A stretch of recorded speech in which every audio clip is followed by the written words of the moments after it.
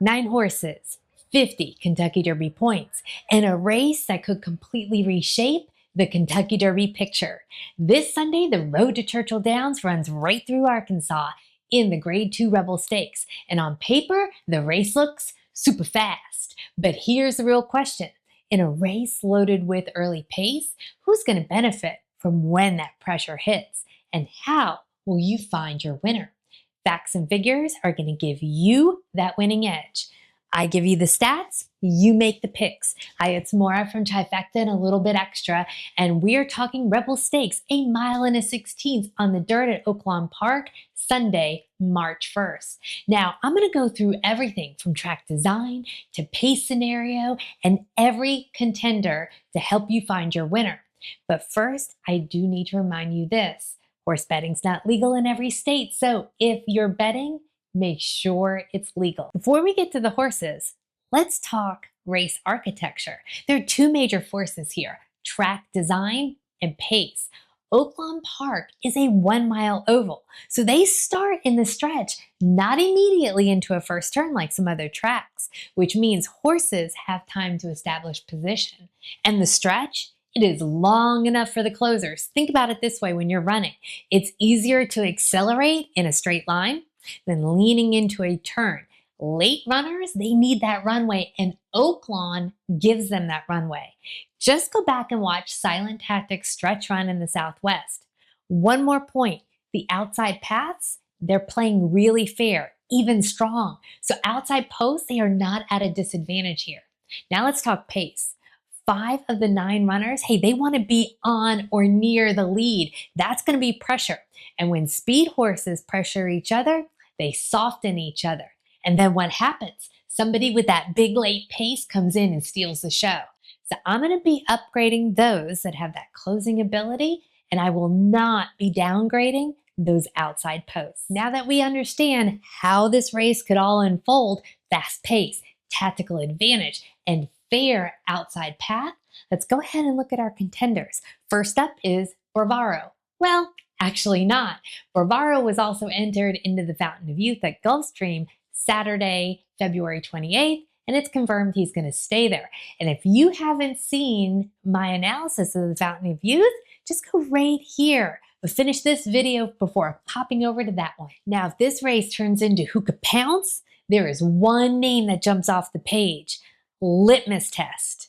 The Bob Baffert barn, they are looking for their 9th win in this race. And when you think of Litmus Test, here's what I want you to think.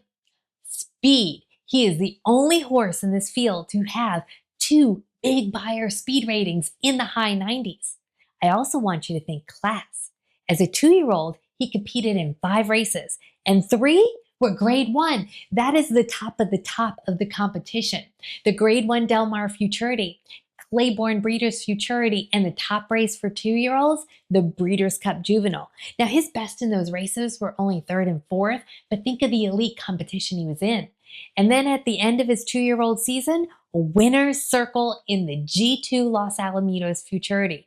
He stalked behind the leader, he pounced, and he earned a 96 Beyer. That is the top in the field at this distance.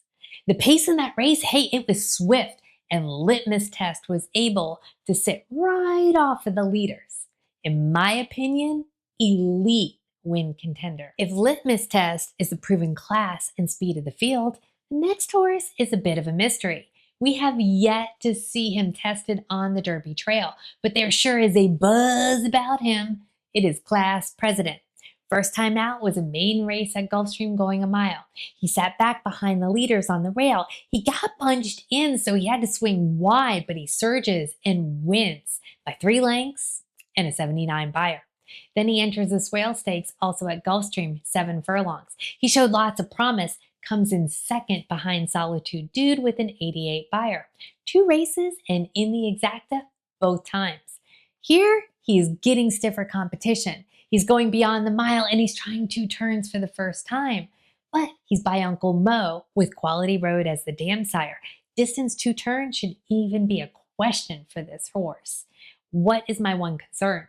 His late pace doesn't stack up with the rest. Now he's got some upside and he may improve, but in this field, in this race, I say potential, not elite contender. If class president is all about upside, next horse already owns one of the biggest numbers in the field, and he did it against grade 1 company. The morning line favorite is Blackout Time. He is making his 3-year-old debut, and he's looking to turn the lights off on the competition. He's got those winning connections of Kenny McPeak and Brian Hernandez Jr. 3 starts, a win, and 2 places, so always in the exacta. Now, he won his maiden special weight at Ellis Park by, get this, 9 lengths and earned an 83 buyer. Then he goes into the G1 Claiborne Breeders' Futurity going this distance.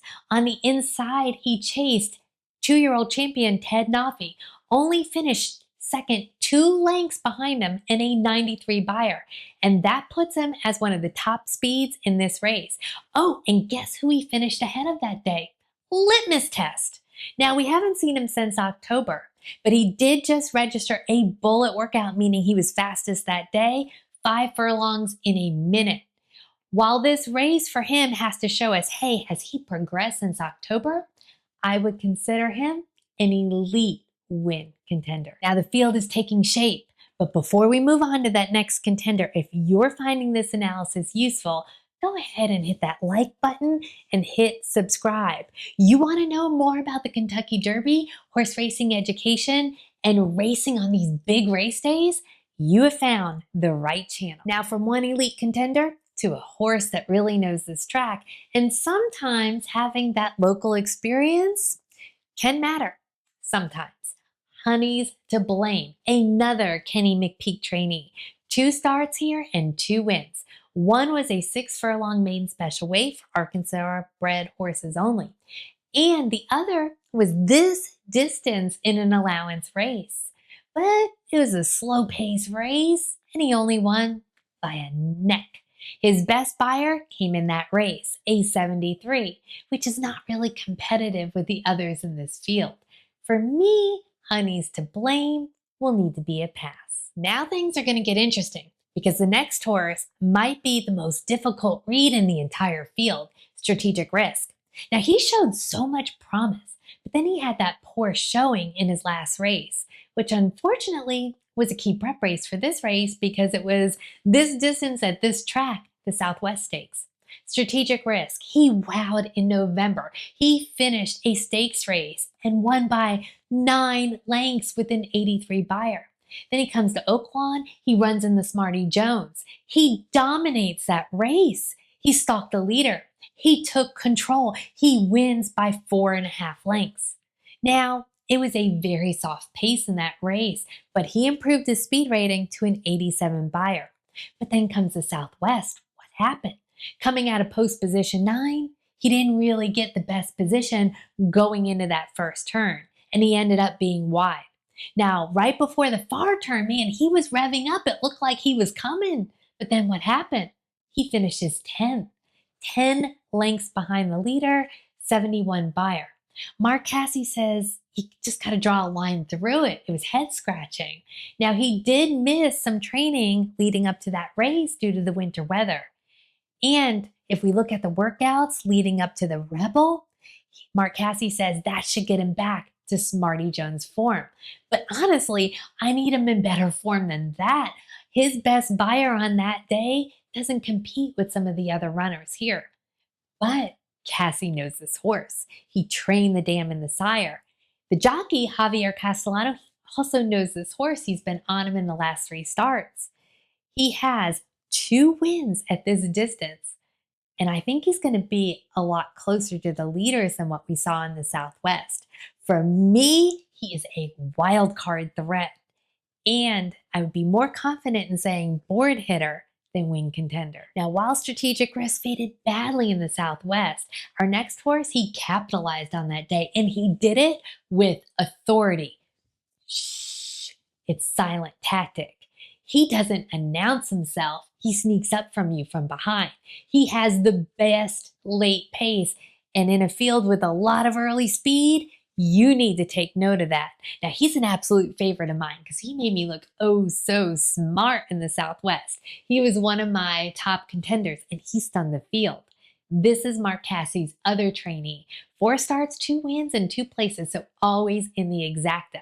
In the Smarty Jones, this distance and this track, he closed into a very slow pace. Do you know how hard it is to do that? He earned second place in 81 Buyer. Then comes his best race yet, the Southwest Stakes. This distance and this track. When the gates opened, he was patient. He took his time. He stayed all the way in the back of the field until that final turn, and he steered out and boom, went wide, put the gear down, won by 3 1/4 lengths.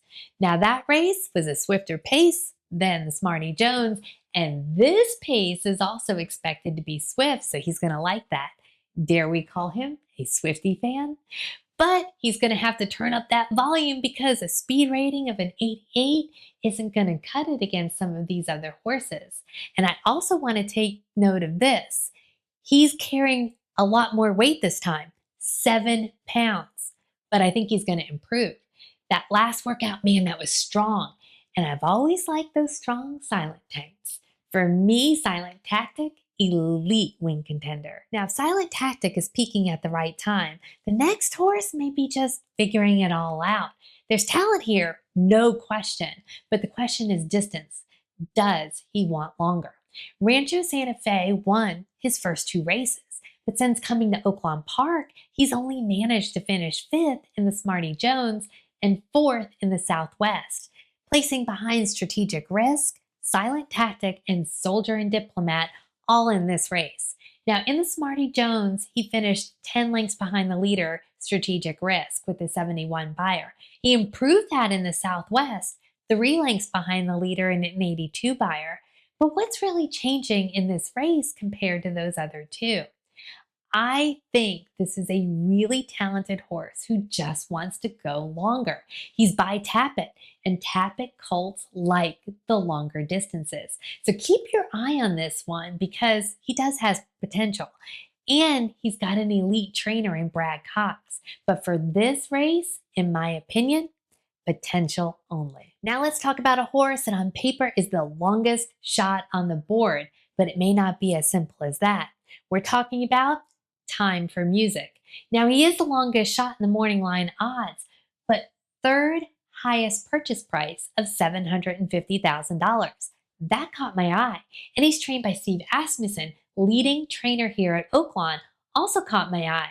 He's got to see something here, right, to enter him into these really deep waters. 6 starts, 1 win. That win came in a maiden special weight at 7 furlongs at Keeneland. The pace there, it was swift that day, 22 and change, 45 and change. Time for Music, he rallies, he grabs the win. But the speed figures, they're light, 68. Then he goes into an allowance race going a mile at Churchill Downs. Again, super hot pace, rallies, comes in second with a 74 Buyer, his best yet. But since then, he's been in the Remington Springboard Mile and also in an allowance race and no threat, finishing in the back of the pack and no speed. But in those races, the pace was light. Now we're projected to have a hot pace again. I'm going to have to pass as a win contender, but possibly, and this is a big time, possibly, a maybe, a potentially bottom of a trifecta or a superfecta. Now we're going to shift back to a horse who absolutely belongs in the main conversation, because the next one has already proven he could compete at this level, at this track, and this distance.